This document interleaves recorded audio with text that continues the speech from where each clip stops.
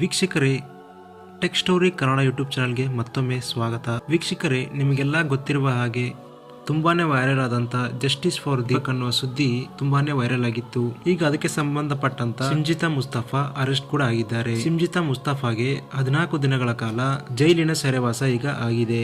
Private ಬಸ್ನಲ್ಲಿ ದೀಪಕ್ ಎಂಬುವರು ತನಗೆ ಕಿರುಕುಳ ನೀಡಿದ್ದಾರೆ ಎಂದು ಆರೋಪಿಸಿ ಸಂಜಿತಾ ಮುಸ್ತಫಾ ಆರೋಪಿಸಿದ್ದಳು. ಆ ವಿಡಿಯೋವನ್ನು ಸಾಮಾಜಿಕ ಜಾಲತಾಣದಲ್ಲಿ ಅಪ್ಲೋಡ್ ಮಾಡಿ ಅದು ತುಂಬಾನೇ ವೈರಲ್ ಆಗಿ ಒಬ್ಬನ ಜೀವವನ್ನೇ ತೆಗೆದುಕೊಂಡಿತ್ತು. ದೀಪಕ್ ಅವರದ್ದು ಯಾವಪ್ಪಿಲ್ಲದೆ ಇದ್ದರೂ ಅವರ ಬಳಿಗೆ ಹೋಗಿ ಆಕೆ ವಿಡಿಯೋ ಮಾಡಿದ್ದಕ್ಕೆ ಸಾಮಾಜಿಕ ಜಾಲತಾಣದಲ್ಲಿ ಭಾರಿ ಟೀಕೆ ವ್ಯಕ್ತವಾಗಿತ್ತು.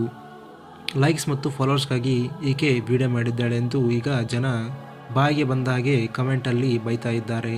ಅಸಲಿಗೆ ವಿಡಿಯೋದ ದೃಶ್ಯದಲ್ಲಿ ಇಬ್ಬರ ಮಧ್ಯೆ ಯಾವುದೇ ವಾಗ್ವಾದ ಗಲಾಟೆ ಆಗಲಿ ನಡೆದಿಲ್ಲ.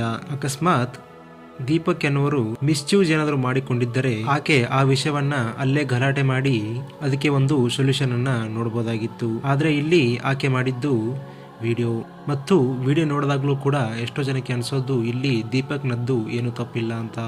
ಬಸ್ನಲ್ಲಿ ಸಹಜವಾಗಿ ಬಾಡಿ ಟಚ್ ಆಗೋದು ಸಹಜ, ಇಲ್ಲಿಯೂ ಕೂಡ ಹಾಗೆ ಕಾಣಿಸ್ತಾ ಇದೆ. ಆದರೆ ಇಲ್ಲಿ ಸಂಜಿತಾ ಮುಸ್ತಫಾ ನನಗೆ ಕಿರುಕುಳ ಆಗಿದೆ ಅಂತ ವಿಡಿಯೋ ಮಾಡಿ ಹಾಕಿದ್ರು. ಈಗ ಸದ್ಯಕ್ಕೆ ಸಂಜಿತಾ ಮುಸ್ತಫಾಗೆ 14 ದಿನಗಳ ಕಾಲ ನ್ಯಾಯಾಂಗ ಬಂಧನ ವಿಧಿಸಲಾಗಿದೆ.